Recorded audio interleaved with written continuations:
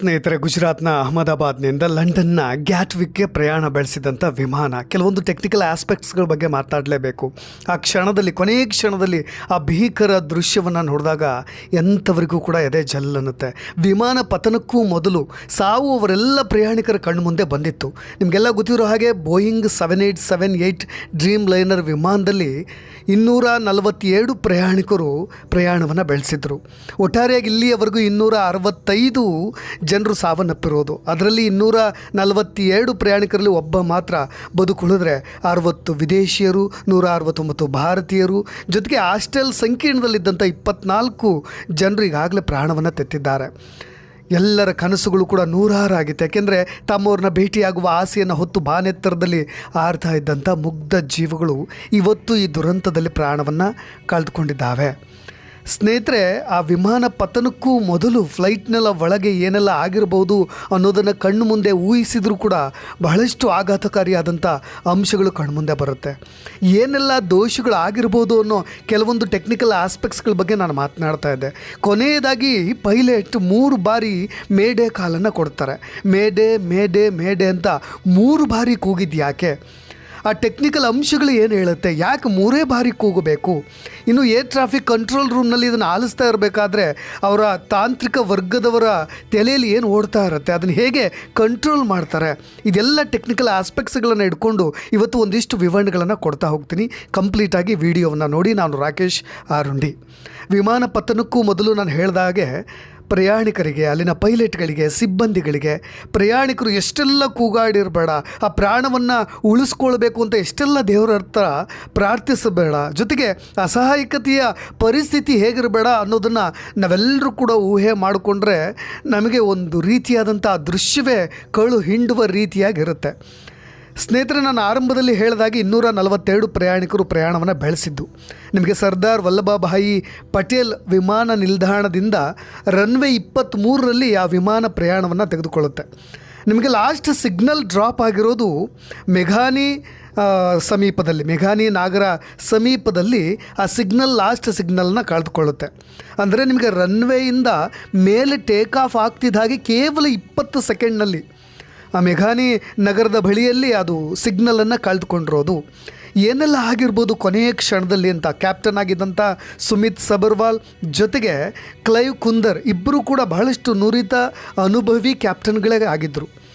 ಕೊನೆಯ ಕ್ಷಣದಲ್ಲಿ ಅಲ್ಲಿರ್ತಕ್ಕಂಥ ಸನ್ನಿವೇಶಗಳನ್ನು, ಆ ದೃಶ್ಯವನ್ನು, ಅವರು ಮಾತನಾಡಿರ್ತಕ್ಕಂಥ ಆಡಿಯೋಗಳು ಏನಿರಬೇಡ, ಯಾರಿಗೆಲ್ಲ ಅವರು ಸಂದೇಶವನ್ನು ಕೊಡಲಿಕ್ಕೆ ಹೋಗಿದ್ದರು, ಕೇವಲ ಒಂದು 69 ಸೆಕೆಂಡ್ಗಳಲ್ಲಿ ಏನೆಲ್ಲ ಆಗಿ ಹೋಗಿಬಿಡ್ತು ಎಲ್ಲದಕ್ಕೂ ಕೂಡ ಈಗ ಬ್ಲ್ಯಾಕ್ ಬಾಕ್ಸ್ ಸಿಗಬೇಕಾಗಿದೆ.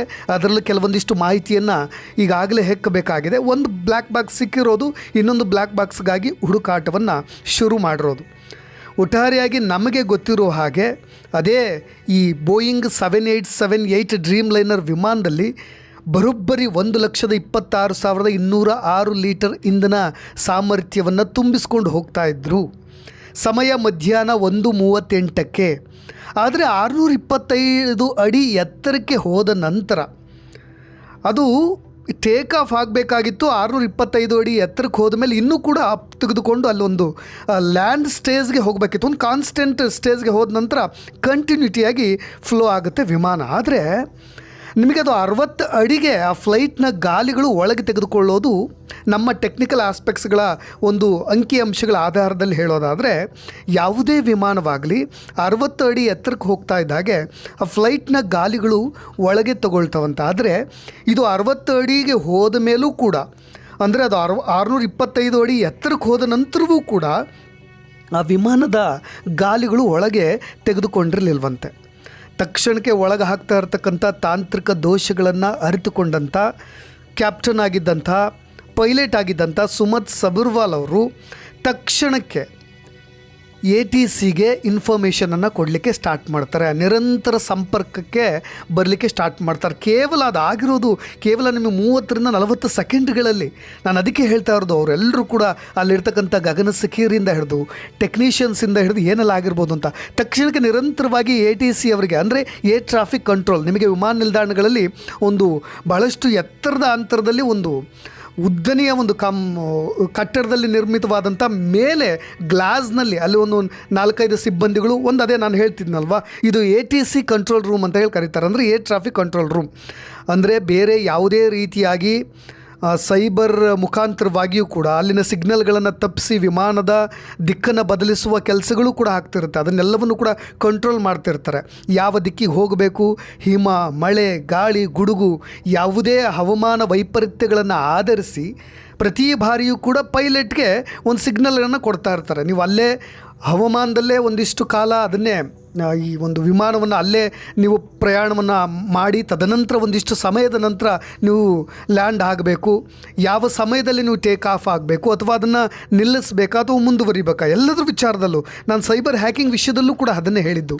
ಆ ರೀತಿಯಾದಂಥ ಎಲ್ಲ ವಿಷಯಗಳನ್ನು ಕೊಡ್ತಾರೆ. ಆದರೆ ನಾನು ಆರಂಭದಲ್ಲಿ ಹೇಳಿದಾಗ ರನ್ವೇಯಿಂದ ಎದ್ದ 20 ಸೆಕೆಂಡ್ಗಳಲ್ಲಿ ಛಿದ್ರವಾಗಿ ವಿಮಾನ ಸ್ಫೋಟಗೊಂಡಿರೋದು. ಆ ಬ್ಲ್ಯಾಕ್ ಬಾಕ್ಸ್ ಏನು ಹೇಳುತ್ತೆ ಅಂದರೆ, ಬ್ಲ್ಯಾಕ್ ಬಾಕ್ಸ್ ರೆಡ್ ಕಲರ್ನಲ್ಲಿರುತ್ತೆ ಮತ್ತು ಆರೆಂಜ್ ಕಲರ್ 2 ಕಲರ್ನಲ್ಲೂ ಇರುತ್ತೆ. ಈ ಏರ್ ಟ್ರಾಫಿಕ್ ಕಂಟ್ರೋಲ್ ರೂಮ್ ಜೊತೆ ಮಾತಾಡಿದಂಥ ಆಡಿಯೋಗಳು, ಪೈಲಟ್ ಒಳಗೆ ಕೂತ್ಕೊಂಡು ಕೊನೆಯ ಸಮಯದಲ್ಲಿ ಮಾತಾಡಿದಂಥ ಮಾತುಗಳು ಎಲ್ಲವೂ ಕೂಡ ಅದರಲ್ಲಿ ರೆಕಾರ್ಡ್ ಆಗಿರುತ್ತೆ. ಪ್ರಯಾಣಿಕರಿಗೆ ಕೊಟ್ಟಂಥ ಸಲಹೆ ಸೂಚನೆಗಳು, ತಕ್ಷಣಕ್ಕೆ ನೀವೇನಾದರೂ ಪಾರಾಗುವ ಸೂಚನೆಗಳೇನಾದರೂ ಕೊಡೋದಿದ್ದರೆ ಅದನ್ನೆಲ್ಲವನ್ನು ಕೂಡ ಅವ್ರಿಗೆ ಕೊಡ್ತಾ ಇರ್ತಾರೆ. ಅದಕ್ಕೋಸ್ಕರವೇ ಈ ಅವರಿಗೆ ಸೂಚನೆಗಳನ್ನು ಕೊಡೋದಕ್ಕೋಸ್ಕರವೇ ಏರ್ ಟ್ರಾಫಿಕ್ ಕಂಟ್ರೋಲ್ ರೂಮ್ಗೆ ಮೇಡೇ ಕಾಲನ್ನು ತೆಗೆದುಕೊಂಡಿದ್ದಾರೆ ಪೈಲಟ್ಗಳು. ಅವರಿಬ್ಬರು ಕೂಡ ಕ್ಯಾಪ್ಟನ್ಸ್ಗಳು. ತುರ್ತು ನಮಗೇನಾದರೂ ಸಹಾಯ ಮಾಡಿ ಅಂತ. ಅಂದರೆ SOS ತಗೊಳ್ಳೋದು ಅಂತ ಕರಿತೀವಿ ಇದಕ್ಕೆ. SOS ಕಾಲ್ ಅಂದರೆ ಸೇವ್ ಅವರ್ ಶಿಪ್ ಅಂತ.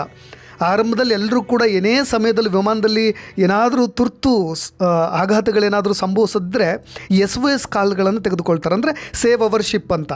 ಇದು ಮೇಡೇ ಮೇಡೇ ಮೇಡೇ ಅಂತ 3 ಬಾರಿ ಹೇಳಿದ್ರೆ ಈ ಪದ ಬಳಕೆ ಮಾಡಿದಂಥ ಕೆಲವೇ ಕ್ಷಣಗಳಲ್ಲಿ ಅಲ್ಲಿರ್ತಕ್ಕಂಥ ATC ಸಿಬ್ಬಂದಿಗಳು ತಕ್ಷಣಕ್ಕೆ ರಿಯಾಕ್ಟ್ ಮಾಡಬೇಕಾಗತ್ತೆ. ತಕ್ಷಣಕ್ಕೆ ಇಲ್ಲ ಬೇರೆ ಬದಿಗೊತ್ತಿ ಎಲ್ಲ ಕೆಲಸಗಳನ್ನು ಕೂಡ ಬದಿಗೊತ್ತಿ ಇವರ ಸಮಸ್ಯೆಗಳನ್ನು ಆಲಿಸಬೇಕಾಗತ್ತೆ.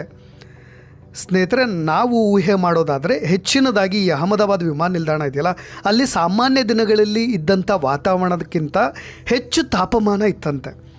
ಅಂದರೆ ಆ ಫ್ಲೈಟ್ನಲ್ಲಿರ್ತಕ್ಕಂಥ ಇಂಧನ ಸಾಮರ್ಥ್ಯ ತಕ್ಷಣಕ್ಕೆ ಹೋಗಿ ಅಲ್ಲಿ ಒಂದು ಹಾಸ್ಟೆಲ್ಗೆ ಬಡ್ದಿರೋದ್ರಿಂದ ಅಲ್ಲಿದ್ದಂಥ ತಾಪಮಾನ ಹೆಚ್ಚು ಬಿಸಿಲಿನ ಶಾಖವಿದ್ದಿದ್ದರಿಂದಲೂ ಕೂಡ ಈ ಒಂದು ಘಟನೆ ಇನ್ನೂ ಭೀಕರವಾಗಿ ಘಟಿಸಿದೆ ಅನ್ನೋದನ್ನು ಕೂಡ ನಾವು ಊಹೆ ಮಾಡಬಹುದು. ಹೆಚ್ಚಾಗಿ ಅವರು 121.5 ಮೆಗಾ ಹರ್ಡ್ಸ್ನಲ್ಲೇ ಅವರು ಮೇಡೇ ಕಾಲನ್ನು ತೆಗೆದುಕೊಂಡಿರೋದು. ತತ್ಕ್ಷಣಕ್ಕೆ ಈ ಥರದೊಂದು ಮೆಗಾ ಹರ್ಡ್ಸ್ನಲ್ಲಿ ರೇಡಿಯೋ ತರಂಗಗಳಲ್ಲಿ ಬಂದಂಥ ಕಾಲನ್ನು ಅವರು ತಕ್ಷಣಕ್ಕೆ ರಿಯಾಕ್ಟ್ ಮಾಡಬೇಕಿತ್ತು. ಅವರು ಮೇಡೇ ಕಾಲನ್ನು ಕೊಟ್ಟ ತಕ್ಷಣಕ್ಕೂ ಕೂಡ ಕೆಲವು ಸೆಕೆಂಡ್ಗಳಲ್ಲಿ ಆ ಥರದೊಂದು ದುರಂತ ಸಂಭವಿಸಿಬಿಟ್ಟಿದೆ. ಓಕೆ, ಅದನ್ನು ಬದಿಗಿಟ್ಟು ಮಾತನಾಡೋದಾದರೆ ಹೆಚ್ಚಾಗಿ ಈ ಅಹಮದಾಬಾದ್ ವಿಮಾನ ನಿಲ್ದಾಣದಲ್ಲಿ ಪಕ್ಷಿಗಳು ಕೂಡ ಜಾಸ್ತಿ ಆಗಿರುತ್ತಂತೆ. ಹಾಗಾಗಿ ಈ ಪಕ್ಷಿಗಳು ಜಾಸ್ತಿ ಇದ್ದಿದ್ದರಿಂದ ಎಲ್ಲಾದರೂ ಆ ಇಂಜಿನ್ಗೆ ಆ ಪಕ್ಷಿ ಬಡಿದಿದ್ದರೆ ಈ ಥರದ ಒಂದು ದುರಂತವೂ ಕೂಡ ಸಂಭವಿಸಿದೆ ಅಂತ ಹೇಳ್ಬೋದು. ಇನ್ನೊಂದು ಪ್ರಪೋರ್ಷನ್ ಸಿಸ್ಟಮ್ ಪ್ರೊಬಾಬಿಲಿಟಿ ಬಗ್ಗೆ ಮಾತಾಡ್ತಾ ಇದ್ದೀನಿ ನಾನು. ಪ್ರಪೋರ್ಷನ್ ಸಿಸ್ಟಮ್ ಪ್ರಾಬ್ಲಮಿಂದನೂ ಕೂಡ ಈ ರೀತಿಯಾಗಿ ಒಂದು ಘಟನೆ ಸಂಭವಿಸಿರೋ ಸಾಧ್ಯತೆ. ಅಂದರೆ ವಿಮಾನ ಮೇಲೆ ಎತ್ತರಕ್ಕೆ ಹೋದ ಹಾಗೆ ಅದರ ವೇಗ, ಆ ವೇಗಕ್ಕೆ ಸಂಬಂಧಿಸಿ ಜೊತೆಗೆ ಆ ವಿಮಾನದ ತೂಕವನ್ನು ಆಧರಿಸಿ ಅದಕ್ಕೆ ಆ ತೆಗೆದುಕೊಳ್ತಕ್ಕಂಥ ಸ್ಪೀಡ್ಗೆ ಸಂಬಂಧಪಟ್ಟ ಹಾಗೆ ಎಷ್ಟು ಫ್ಯೂಯಲನ್ನು ನಾವು ಇಂಜಿನ್ಗೆ ಫೀಡ್ ಮಾಡಬೇಕು ಅನ್ನೋದು ಆ ಪ್ರಪೋರ್ಷನ್ ಸಿಸ್ಟಮ್ ಆಧರಿಸಿರುತ್ತಂತೆ. ಅದು ಎಲ್ಲೋ ಆ ಫ್ಯೂಯಲ್ಗೆ, ಆ ಇಂಧನ ಜೊತೆಗೆ ಆ ಇಂಧನವನ್ನು ಭರಿಸುವಿಕೆಯಲ್ಲಿ ಆ ವಿಮಾನದ ತೂಕಕ್ಕೆ ತಕ್ಕಂಥ ಇಂಧನವನ್ನು ಪೂರೈಸುವಲ್ಲಿ ಎಲ್ಲೋ ಎಡವಿದೆ ಅನ್ನೋ ಕಾರಣಕ್ಕೆ ಈ ಥರದೊಂದು ದುರಂತವೂ ಕೂಡ ಸಂಭವಿಸಿರಬಹುದು ಅನ್ನೋದನ್ನು ಕೂಡ ಈಗಾಗಲೇ ಊಹೆ ಮಾಡಲಾಗ್ತಾ ಇರೋದು. ಸ್ನೇಹಿತರೆ, ನಡೆಯಬಾರದಂಥ ಒಂದು ಘಟನೆ ನಡೆದೇ ಹೋಗಿಬಿಟ್ಟಿದೆ. ಯಾರೂ ಕೂಡ ಊಹೆ ಮಾಡಿರಲಿಲ್ಲ.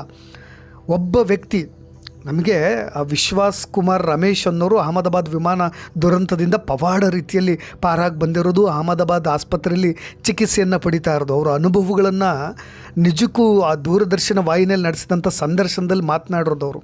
ಅಪಾಯದಿಂದ ನಾನು ಹೇಗೆ ಜೀವಂತವಾಗಿ ಹೊರಗೆ ಬಂದೆ ಅನ್ನೋದನ್ನ ನೇರವಾಗಿ ಪ್ರಧಾನಮಂತ್ರಿಗಳು ಕೂಡ ಅವ್ರನ್ನೀಗ ಮಾತನಾಡಿಸಿದ್ದಾರೆ. ವಿಮಾನ ಟೇಕ್ ಆಫ್ ಆದ ತಕ್ಷಣ ಏನೋ ಒಂದು ರೀತಿಯಾಗಿ ಸ್ಟಕ್ ಆದಂತೆ ಭಾಸವಾಗ್ಬಿಡ್ತು. ನಂತರ ಗ್ರೀನ್ ಮತ್ತು ವೈಟ್ ಲೈನ್ ಆನ್ ಆಗಿಬಿಟ್ವು.